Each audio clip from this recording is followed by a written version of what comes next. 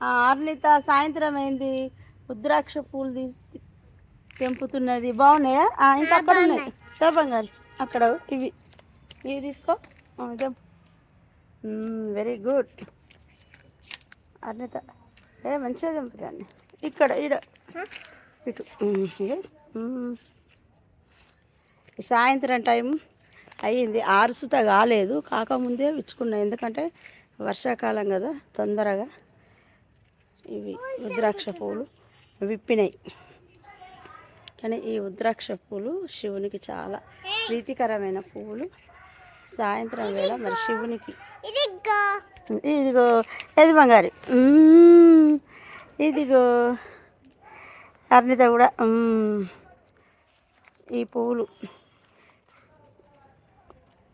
ఆ దేవదేవునికి చాలా ఇష్టం. మరి నాకు ఈ శ్రావణం కదా, నాకు ఆ మహాదేవుడు స్పష్టంగా కలలొచ్చిండు. నైటు ఆ దేవునికి అభిషేకం చేసినట్టు నేను వచ్చిండు కళల.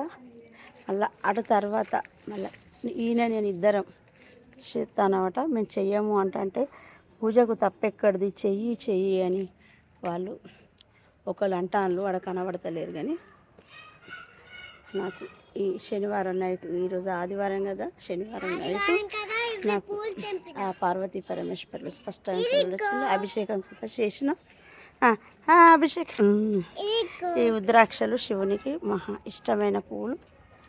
మరి ఈ ఎప్పుడైనా నేను సాయంత్రం తెంపి నేను దేవునికి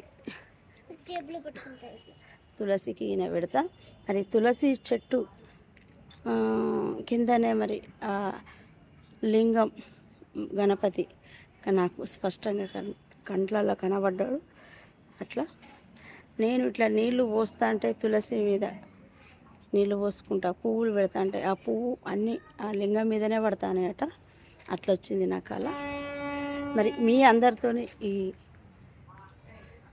శివుంది కళ నాకు షేర్ చేసుకుంటున్నా. మరి మనకు ఇన్ని పువ్వులు, అన్ని దీపాలు, ఇన్ని చేసుడు కాదు, మనస్ఫూర్తిగా పూజ చేసుకుంటే ఆ మహాదేవుడు మన వెంటనే ప్రతి ఒక్కరి వెంట మనసుల్లో కొలువై ఉంటాడని నేను మనస్ఫూర్తిగా చెప్తున్నా. మరి ఓం నమ శివాయ, ఓం నమ శివాయ, ఓం నమ శివాయ.